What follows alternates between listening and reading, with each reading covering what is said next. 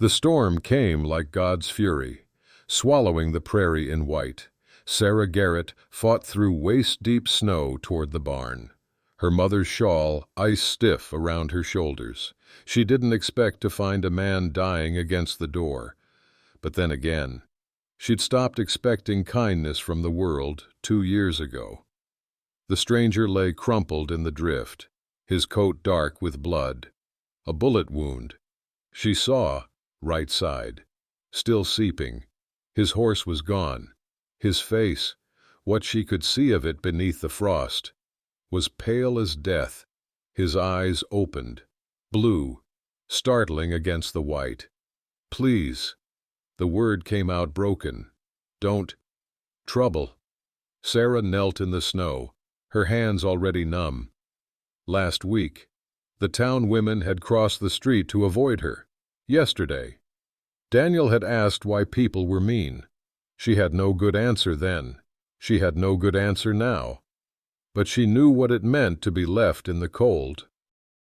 "Hush," she said, hooking her arms beneath his shoulders. "I've already got more trouble than one dying cowboy can add to." She dragged him toward the cabin, leaving a blood trail behind them in the snow. Her back screamed, her legs burned. The wind tried to tear them both away. Inside, her mother Emma stood by the fire, Daniel beside her. They stared. "Help me get him to the hearth," Sarah commanded, kicking the door shut against the howling dark. "We're not letting another soul freeze in this God-forsaken winter." Emma moved first, grabbing blankets. Daniel ran for water. Together, they laid the stranger by the fire, his breathing shallow and wet. Sarah looked at his face.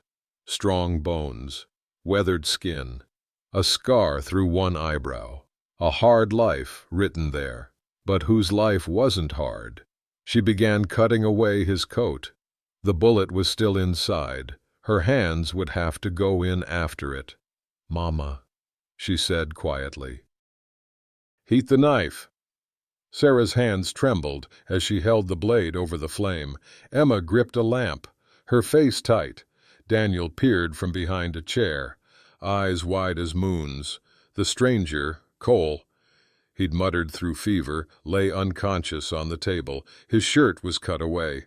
The wound gaped angry and red. "Hold him," Sarah told her mother. She pressed the knife in. Cole screamed, even unconscious, thrashing. Emma threw her weight across his shoulders. Daniel whimpered. Blood. So much blood. Sarah's vision blurred, but her hands stayed steady. She'd birthed calves. She'd set Daniel's broken arm when he fell from the loft.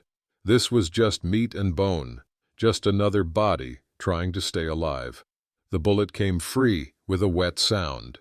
She dropped it into a tin cup, then stitched the wound with thread meant for mending Daniel's shirts. "Will he die?" Daniel whispered. "Not if I can help it." Sarah pressed clean cloth against the stitches. "Now fetch more snow. We need to cool his fever." 3 days passed in a blur of sweat and ice. Cole muttered in his sleep, names tumbling out. Thomas, Margaret, should have been faster. Sarah didn't ask. She cooled his forehead and kept him breathing. On the 4th morning, his eyes opened clear. He stared at the ceiling, then at her. "Where?" "Safe," Sarah said. "You're safe." He tried to sit. She pushed him back down. "Don't be stupid. You'll tear the stitches." "Why'd you help me?" His voice was rough as river stones. Sarah handed him water. "Because someone should." He drank, studying her face. "You don't know me. Could be a criminal. The town already thinks we're criminals." She took the cup back. "One more won't make a difference." Daniel crept closer, fascinated. "Are you a real cowboy? Do you have a horse? Can you shoot?" Cole's mouth almost smiled. Almost. "Used to." "Daniel, let him rest," Emma called from the stove. But Sarah saw something shift in Cole's eyes when he looked at the boy, a softness breaking through stone. That night, she watched him sleep by the fire. Emma whispered, "He's trouble. Sarah, the good kind or the bad kind? I can't tell yet." Sarah didn't answer. Hope was dangerous. But it had been so long since she'd felt anything but cold. Early February brought the thaw. Water dripped from the eaves. Mud showed through melting snow. Cole sat at the table, strength returning, watching Sarah cook thin porridge. Daniel chattered about a fox he'd seen. Emma mended by the window. It felt almost like family. "Where were you headed?" Sarah asked. "Before the storm." Cole's jaw tightened. "Nowhere particular. Just away." "Away from what?" He was quiet a long time. Then, "I worked a ranch in Wyoming. 3 years back. Good man owned it. Thomas Garrett." Sarah's spoon stopped. "Garrett? No relation to you, I figure." "Common enough name." Cole stared at his hands. "Claim jumpers came one night, shot Thomas dead. I tried to stop them. Got this for my trouble." He touched his side. "Been drifting since." Emma set down her mending. "Why?" "Because I should have been faster." The words came out hard. Should have saved him. His daughter, Margaret. She said I was a coward. Said she never wanted to see my face again. "And you believed her?" Sarah asked softly. Cole met her eyes. "Wouldn't you?" Sarah ladled porridge into bowls. "My mama married a man named Jack. He was charming, kind to Daniel. We thought," she swallowed, "he was wanted for horse theft. Died in a shootout before we knew the whole truth. The town decided we were criminals too. Church ladies won't speak to us. Store owner cheats us on every sale. Children throw stones at Daniel." Daniel ducked his head. "They call me thief's bastard." "Daniel," Emma's voice cracked. "It's what they say, Mama." Cole looked at each of them, these broken people who'd saved his life. "I should leave. I'm strong enough now." "Where will you go?" Sarah asked. "I don't know. Just away." He made it to the property edge before his legs gave out. The wound reopened, blood soaking through his shirt. He fell in the mud, cursing his own weakness. Sarah found him there. "You're too stubborn to die and too stupid to live," she said, fury and fear mixing in her voice. She dragged him back toward the cabin, her arms shaking. "Why?" he gasped. "Why do you care?" "Because I'm tired of losing people." The words burst out of her. "Because you look at us like we're human. Because Daniel hasn't smiled in 2 years until you came. Is that enough?" Cole stared at her. Then, quietly, "I'll stay. Until spring. If you'll have me." That evening, he helped Daniel whittle a wooden horse. Emma and Sarah exchanged glances. This broken man was becoming part of their broken family. Outside, the first crocus pushed through snow. Spring was coming. Everything was about to change. Mid-February turned the prairie into mud. Cole worked, despite Sarah's protests, fixing the barn roof, chopping firewood, teaching Daniel to whittle properly. Sarah watched him from the cabin window, coffee steaming in her hands. He moved careful, favoring his side, but determined. She hadn't asked him to work, he just did. "He's making himself useful," Emma said. Kneading bread. "Making himself belong." "He doesn't belong here," Sarah said, but her voice lacked conviction. Daniel ran outside with a wooden gun Cole had carved him. His laughter echoed across the farm. Sarah realized she was smiling. "I need supplies," she said. "I'll ride to town." "Take Cole." "No." Sarah set down her cup. "That'll only make things worse." Town was exactly as bad as she'd feared. Mr. Hollis, the store owner, looked at her like dirt. Cash only. Miss Garrett, no more credit. I have cash. Sarah put coins on the counter. That'll buy you flour, nothing else. He pushed one small bag toward her. Prices went up. Behind her, women whispered loud enough to hear. Heard she took in a strange man, living in sin. Probably. That whole family's rotten. Someone should tell the pastor. Sarah took the flour and left. She didn't cry until she was halfway home. Cole was waiting on the porch. He saw her face and understood immediately. What happened? Nothing new. She carried the flour inside, her hands shaking. That night, she couldn't stop the tears. Emma held her. Daniel asked if he'd done something wrong. No, baby, you're perfect. Morning came cold and clear. Cole saddled Emma's old mare. I'll be back before supper. Where are you going? Sarah demanded. He didn't answer. He returned hours later with flour, salt, coffee, and fabric for Daniel's clothes. Sarah stared at the supplies, then at Cole's empty holster. Where's your gun? Sold it. That gun kept you alive. You kept me alive. Cole met her eyes. Let me return the favor. Sarah wanted to yell, to tell him he was a fool, but the words stuck in her throat because nobody had ever sacrificed something for her before. Thank you, she whispered. That night, Daniel wore Cole's hat and practiced his cowboy walk. Emma told Sarah, that man loves you. You know that, don't you? Sarah's heart hammered. She knew. God help her. She knew. March brought rain and wildflowers. Purple pasque flowers dotted the prairie. Yellow buttercups lined the creek. The world was waking up. Cole taught Sarah to ride properly in the meadow. His hands adjusted her grip on the reins, fingers brushing hers. Neither pulled away. Like this? She asked, breath catching. Sir, just like that. His voice was lower than usual. You're a natural. They worked side by side now, mending fences, planting vegetables, checking the well. Their conversations grew longer, more honest. Sarah laughed at his dry humor. Cole realized he hadn't heard real laughter in years. Daniel bridged the gap between them, hero-worshipping Cole with a child's pure devotion.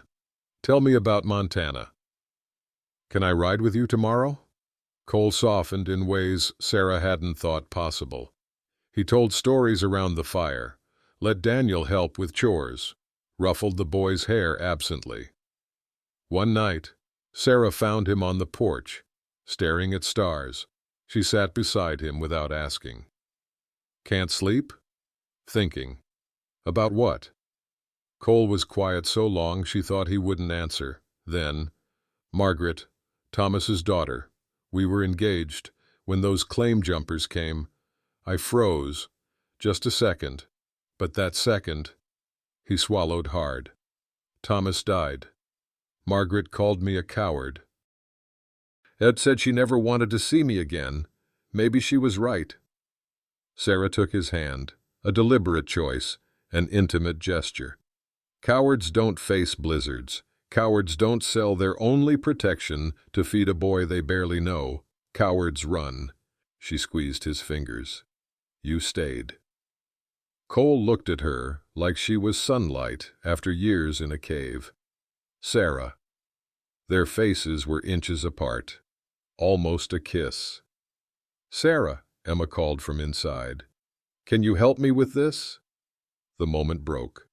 Cole pulled back, clearing his throat. Sarah stood, her hand slipping from his. But everything had changed. Morning came with Emma's casual announcement. The spring dance is next month. We should go. No. Sarah's response was immediate. They'll never accept us. Mama. Cole said nothing, but his jaw tightened. He was beginning to understand that hiding wouldn't save them. Only defiance would. Late March brought warmth. but also storm clouds. Sarah worked in the garden when hoofbeats approached. She looked up to see 5 men on horseback, Pastor Yates, Sheriff Denton, 3 town elders. Her stomach dropped. They dismounted without greeting.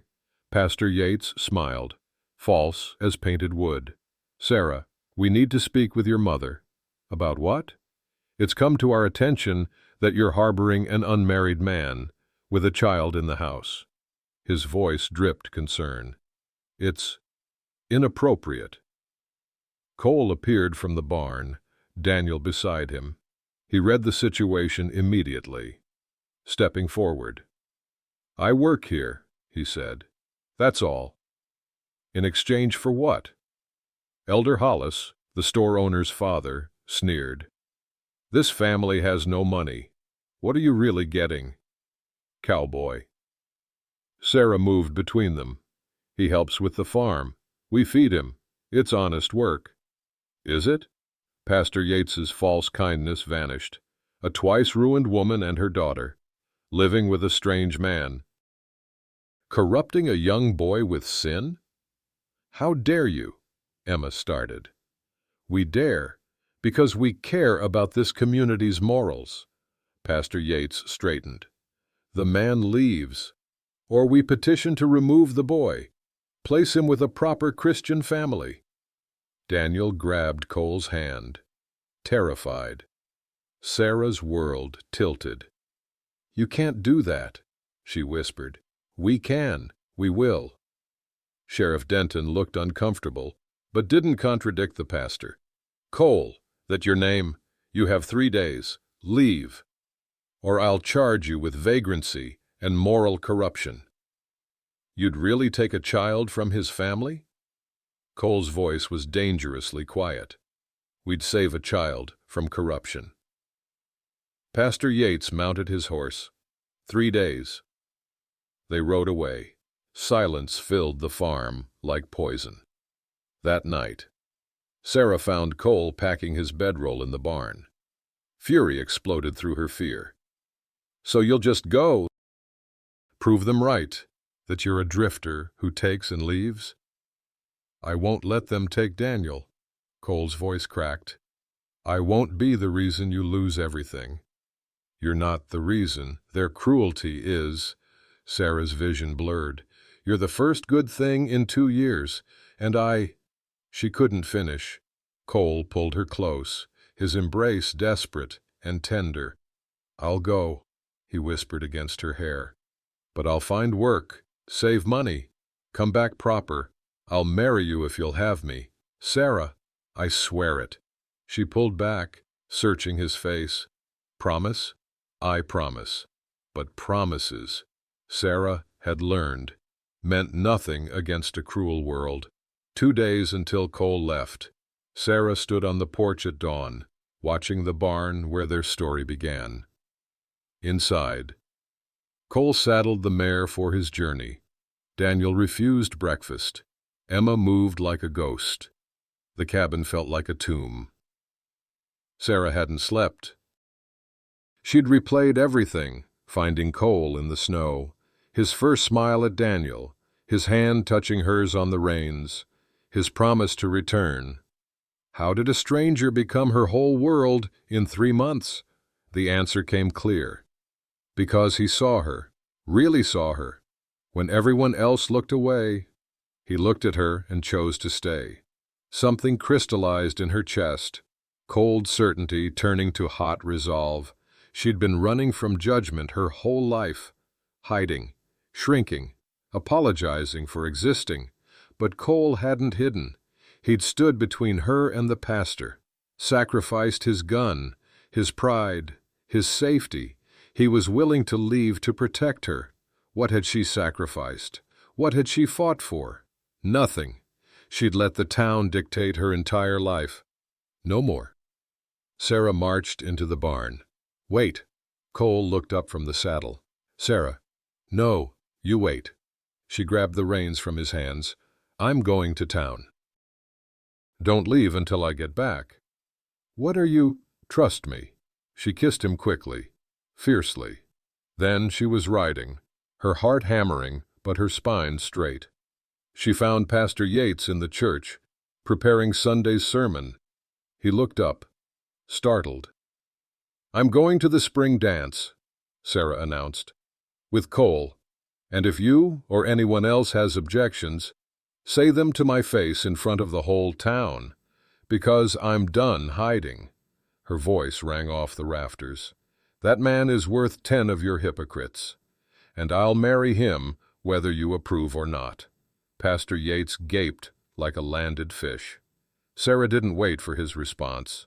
She rode home, feeling lighter than she had in years. Cole was waiting on the porch, confused and hopeful. "What did you do?" "I told them the truth." Sarah dismounted, breathless.